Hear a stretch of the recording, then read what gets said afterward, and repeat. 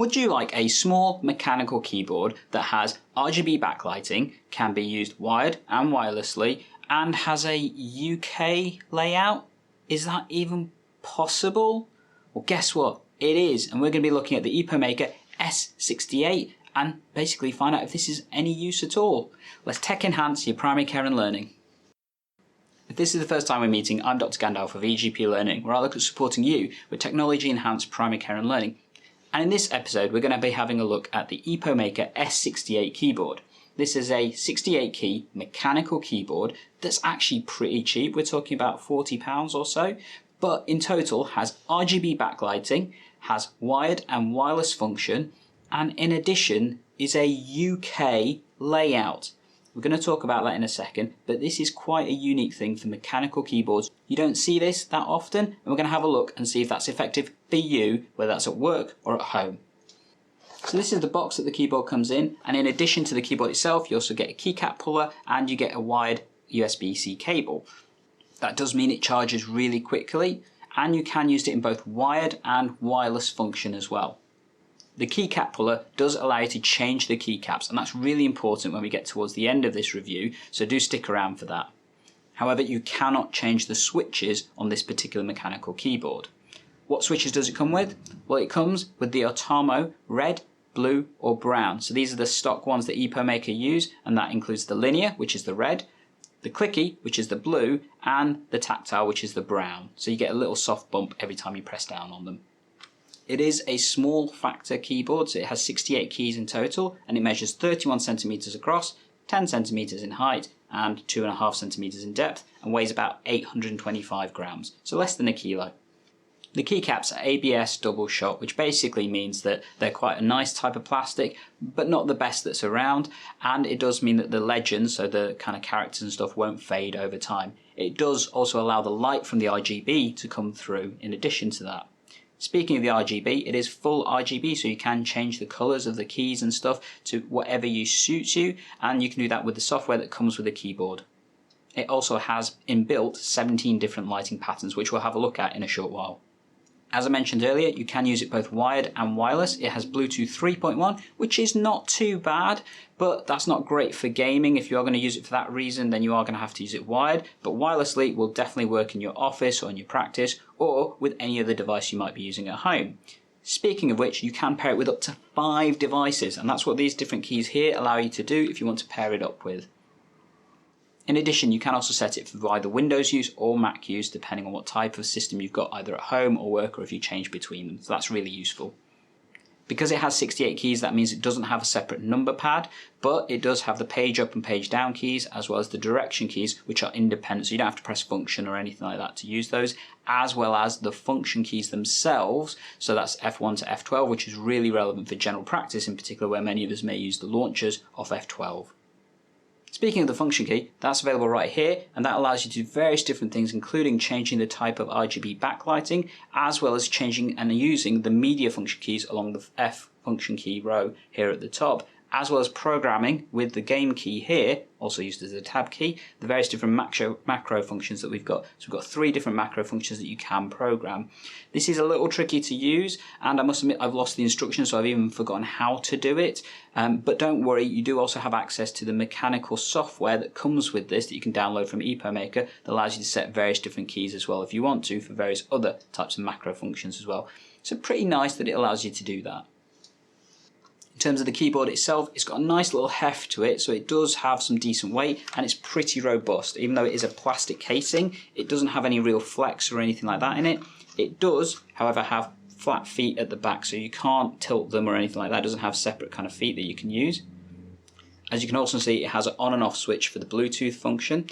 In terms of the battery power, if you were to use it wirelessly, important to know that because of the type of RGB that it's got and everything else, you probably could just eke about a day with using the RGB backlighting, but to be honest, if you're using full RGB, it's probably not going to last the whole day itself, so I recommend using it in the wired version if that's the case. However, for short periods of time, it will work wirelessly and perfectly fine from that. Again, you can transfer it to 5 different devices, which is quite nice when you're doing that. Now we're going to have a quick little look at what it sounds like and also what it looks like when you're using the various different RGB backlightings. So this is what the keyboard sounds like.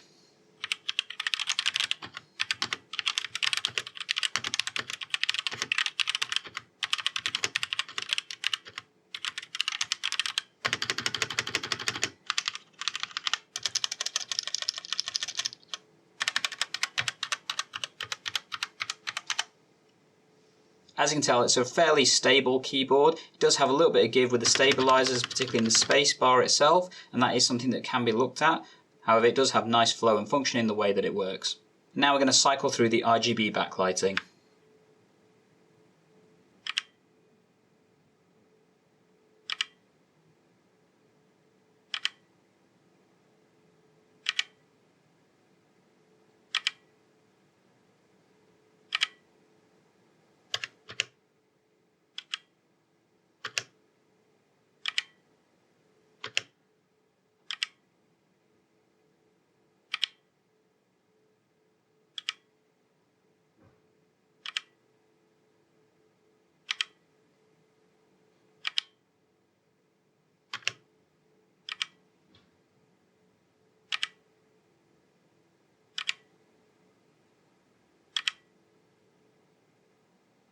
You can also change the brightness of the RGB backlighting. So at the moment it's on maximum, as you can tell, because it won't let me go any further.